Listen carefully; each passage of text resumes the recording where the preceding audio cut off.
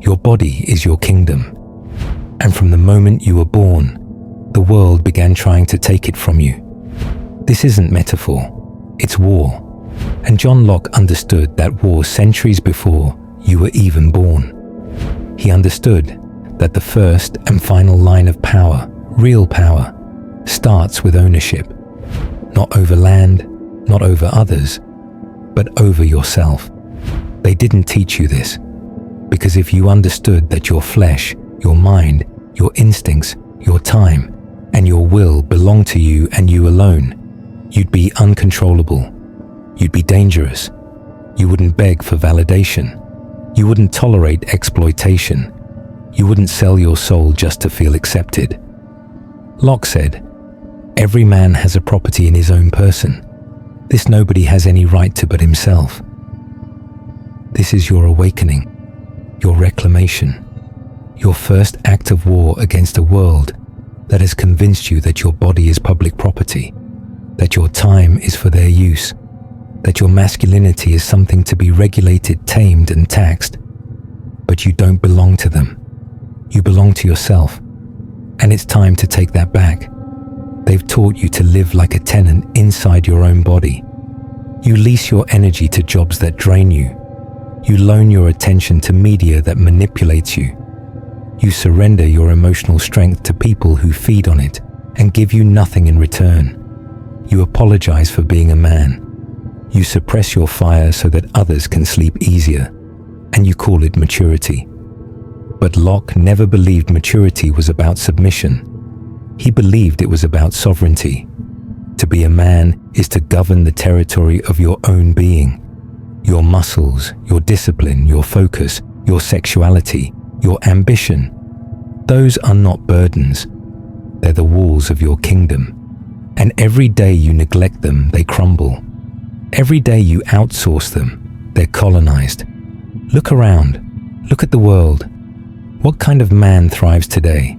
Not the disciplined one, not the leader, not the builder. It's the agreeable one, the apologetic one, the emotionally obedient one, the man who waits for permission to live. That isn't freedom. That's slavery dressed in progressive language. And here's the trick.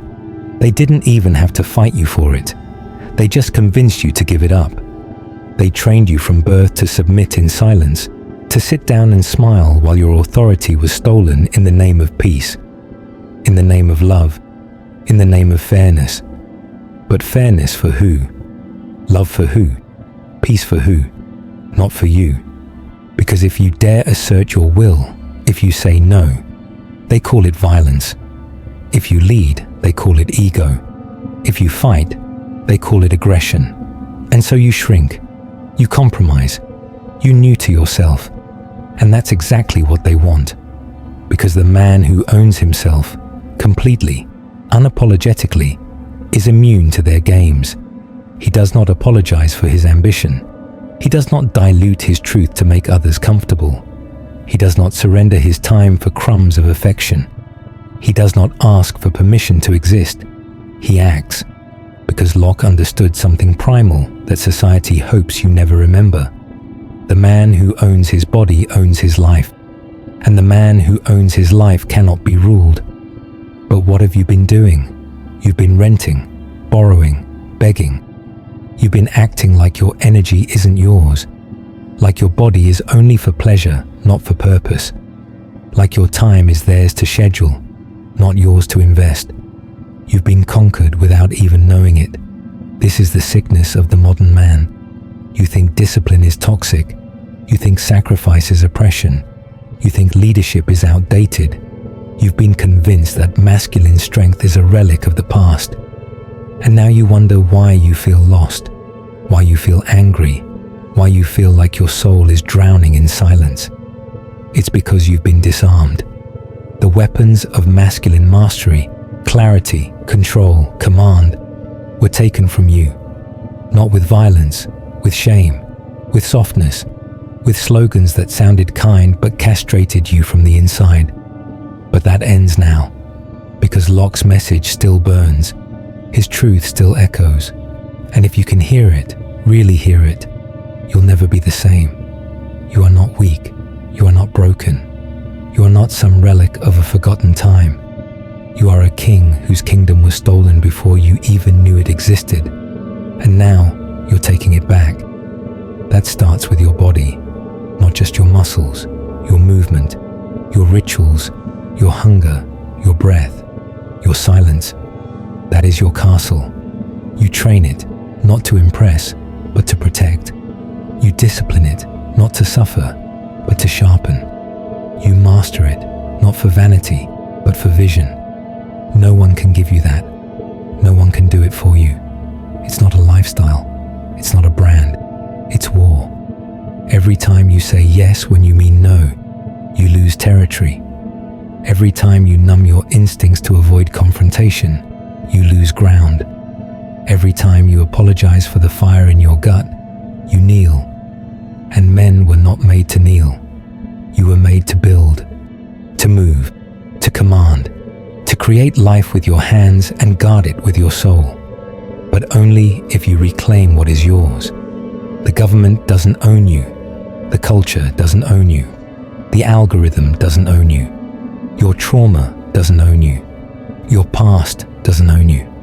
Your failures don't own you. You do. And if that terrifies you, it should. Because the second you own yourself, there's no one left to blame. Not your father, not the system, not your ex, not society, just you. Locke didn't give men a comfort blanket. He gave them a sword. And he said, if you want to be free, take it. Now your body is your kingdom. Guard it, master it, build it, fight for it, and never let anyone take it from you again. You took the first step. You looked in the mirror and said, this is mine. Not a borrowed image, not a leased frame, yours. But claiming your body is only the beginning. Because Locke's theory of self-ownership doesn't stop at the skin. It extends into every choice, every word, every decision you make. If your body is your kingdom, then your actions are the law that governs it. And now it's time to legislate your life like a man who means it. You've spent years being told who to be, how to feel, what to say. You've become fluent in self-censorship. You calculate your tone before you speak. You package your truth in pillows so no one gets offended. You bend, twist, apologize. And every time you do that, you're rewriting the law of your kingdom in someone else's language. Locke believed in the sanctity of action. That freedom wasn't a passive state. It was earned, maintained, guarded. You weren't meant to just be free in theory. You were meant to live as a free man in motion, bold, decisive, unapologetic. But what are you in motion toward? What do you build with your strength, your time, your mind? Because if you're not building, you're being built. If you're not claiming space, you're being boxed in. If you're not writing your law, then someone else is writing it for you, and they're writing you out. Let's be real. This world doesn't reward sovereignty. It punishes it. It makes freedom look like arrogance. It makes certainty look like aggression. It makes masculine leadership look like oppression. So instead of building men, it breeds dependence. Dependence on the system, on women, on social validation, on constant emotional reassurance. You were never meant to need approval to act, but you were groomed to believe that if you don't check in with everyone before living your truth, then you're wrong, or worse, dangerous. But Locke wasn't talking about living as someone who never makes waves. He was talking about living like someone who owns the ocean. He warned, when men don't own themselves, they surrender their power to whatever speaks the loudest. Be it government, be it ideology, be it guilt, be it shame. And the worst part, they think it's virtue. And in that surrender, masculinity rots. You've seen it. You've lived it. The man who makes no decisions without her input. The man who lowers his standards to keep the peace. The man who bites his tongue so he can stay in the house he paid for. That's not compromise. That's self-erasure. That's a king giving away his crown to keep his subjects happy. But here's the bitter truth. No one respects a ruler who abdicates. You teach the world how to treat you by how you treat yourself. If you ignore your needs, they will too. If you avoid your truth, they'll define it for you. If you fear your power, they'll exploit it. This is what Locke meant when he said that your labor is your property. Because every decision you make, how you spend your minutes, how you spend your effort, how you spend your love, is building something. The question is it building your life or someone else's? Most men are building prisons with their own hands. Prisons of compliance, prisons of comfort, prisons of codependence. They pour their effort into systems that rob them of their soul and wonder why they feel empty. But Locke offers a different blueprint. Build like a man who owns himself. Build your time around your mission, not your distractions. Build your strength not for show, but for stamina. Build your relationships around shared values, not shared weakness. Build your empire, not to dominate, but to define. And here's where the real war begins. Because self-ownership doesn't just mean walking alone. It means being okay when no one claps. It means standing firm when everyone doubts you. It means holding the line even when your own emotions scream for you to fold. Because Locke knew the truth most men never hear. Freedom isn't free. It's heavy. It's violent. It's unforgiving. It demands that you look in the mirror and say, if I fail, it's my fault. That's the price of self-rule. That's the cost of owning your crown. But if you're waiting for the world to hand you freedom, you'll die waiting. No one's coming to give you your throne. You either build it yourself or you die on your knees. Look at your day, right now. The structure of your morning. The decisions you made before the sun came up. Were they yours or someone else's? Did you wake up with command? Or did you wake up reacting to a world that doesn't care if you live or disappear? This is the audit. This is the rebellion. Every breath you take in ownership is a blade against the chains they want you to wear. Every moment you reclaim is an act of defiance. Every muscle you build, every word you speak with intent, every hour you protect from the leeches of distraction and manipulation. That's Locke's revolution living through you. You want your power back? Then act like it's already yours. Stop looking for signs. Stop asking for approval. Stop waiting for someone to tell you you're ready. You were born ready. You've just been taught to forget it. Self-ownership doesn't mean perfection. It means responsibility. It means that even when you stumble, you rise without reaching for a hand that hasn't earned the right to guide you. You become your own guide, your own master, your own compass. And yes, it will get lonely, because most men aren't built for this.